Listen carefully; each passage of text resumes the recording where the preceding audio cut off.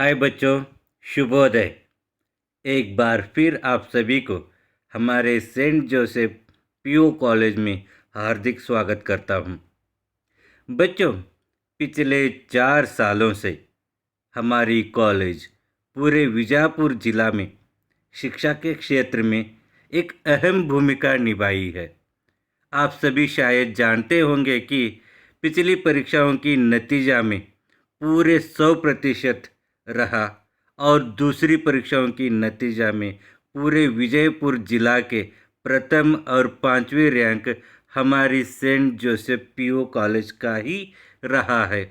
यह सब हमारे लिए एक गर्व का और खुशी का विषय है और हम आशा करते हैं कि आने वाली परीक्षाओं में पूरे राज्य के लिए प्रथम रैंक लाने का प्रयास करेंगे।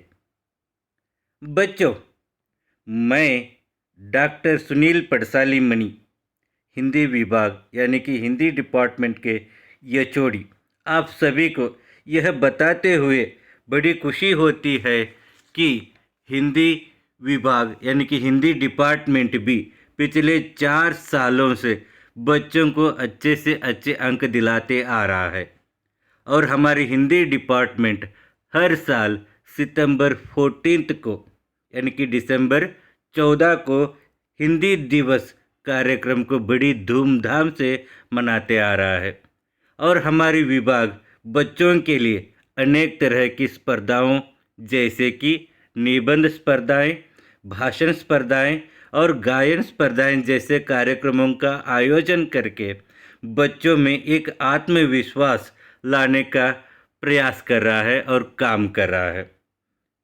आप सभी ने हिंदी भाषा का चयन करके यह कामना की है कि आप अच्छे से अच्छे अंक पा सकेंगे और समाज में एक सम्मानजनक जीवन बिता सकेंगे। मैं आशा करता हूं कि आप सभी की मनोकामनाएं पूरी हो। बच्चों, पिछली कक्षा में हमने आपके पाठ्यक्रम साहित्य वैभव की अनुक्रमणिका यानी कि इंडेक्स के बारे में अध्ययन किए थे, उसके बारे में जानकारियाँ ली थी।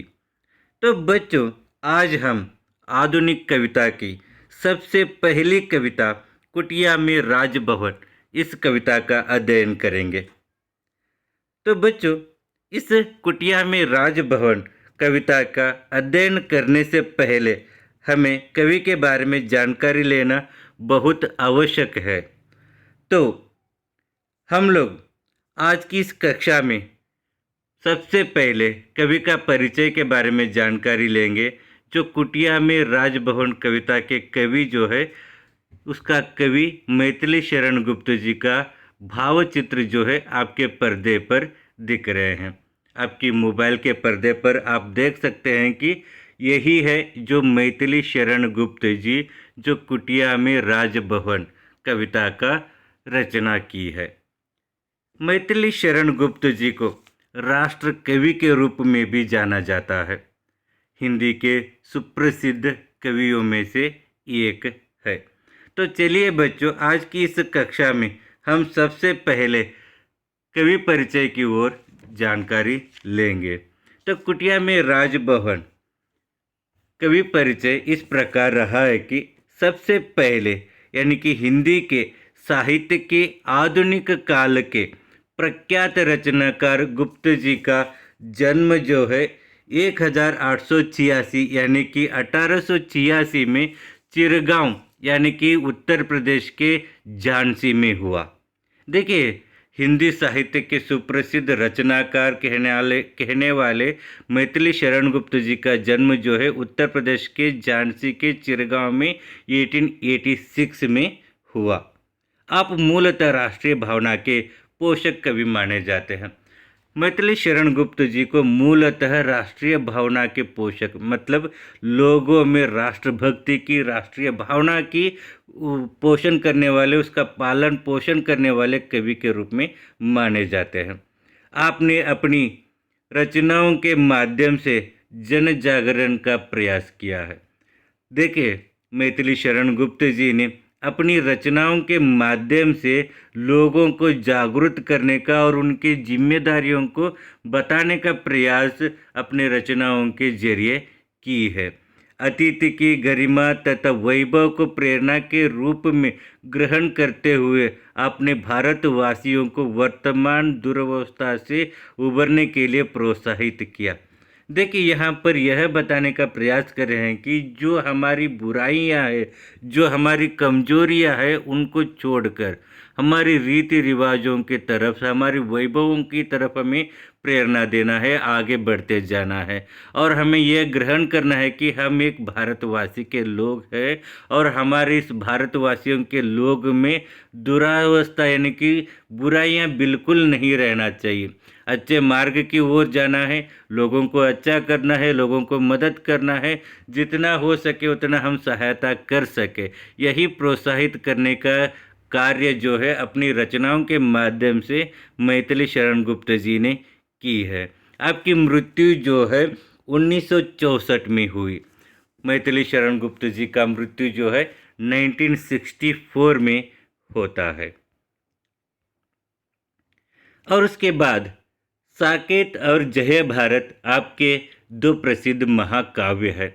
देखिए, महाकाव्य लिखना कोई इतना आसान काम नहीं होता है, बल्कि मैथिली शरण गुप्त जी ने एक नहीं बल्कि दो महाकाव्यों का निर्माण किया है। उसका नाम है साकेत और जय भारत।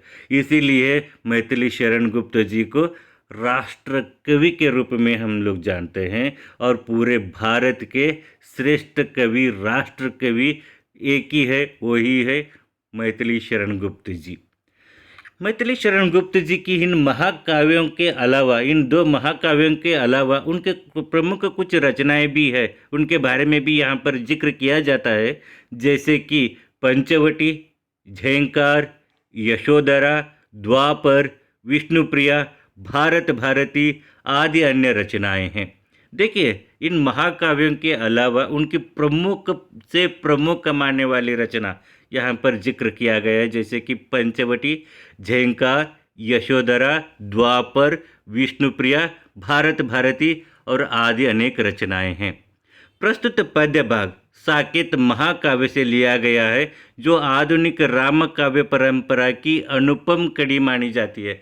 देखिए, चलिए बच्चों, यह बताने का प्रयास कर रहे हैं कि हमारे जो पाठ्यक्रम में जो कुटिया में राजभवन इस कविता का चयन हुआ है, ये जो है साकेत महाकाव्य से लिया गया है।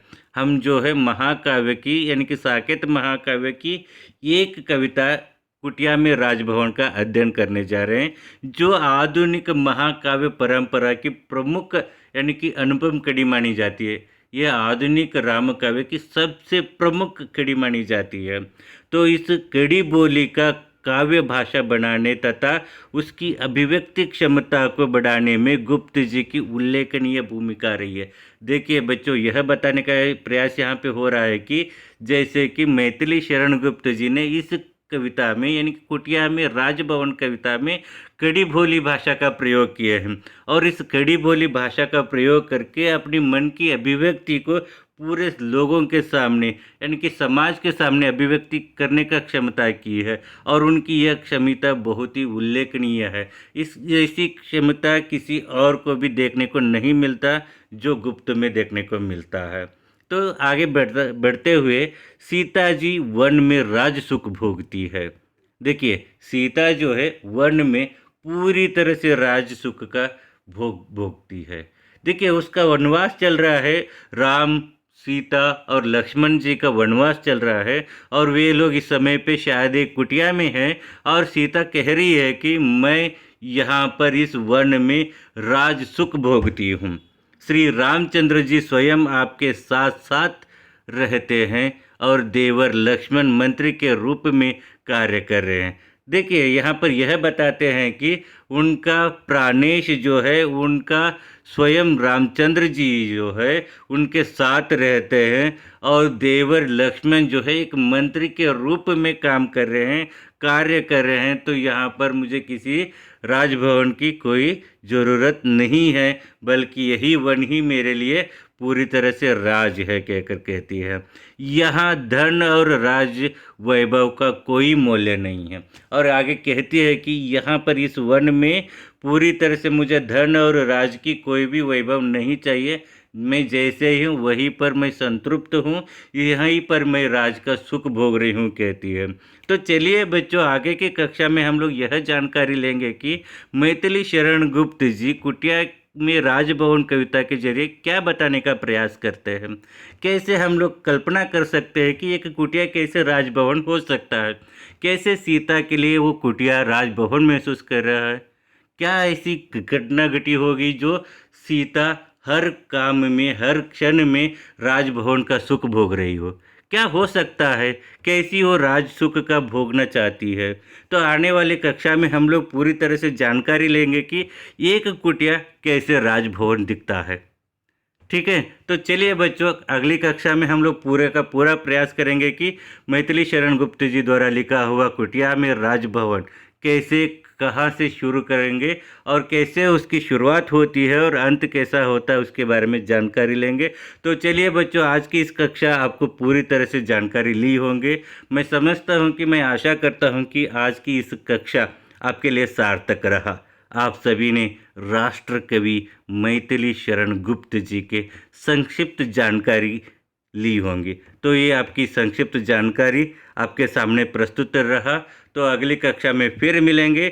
तब तक के लिए आज का दिन आपका शुभ हो। इस कक्षा को यहीं पर समाप्त करते हैं। धन्यवाद।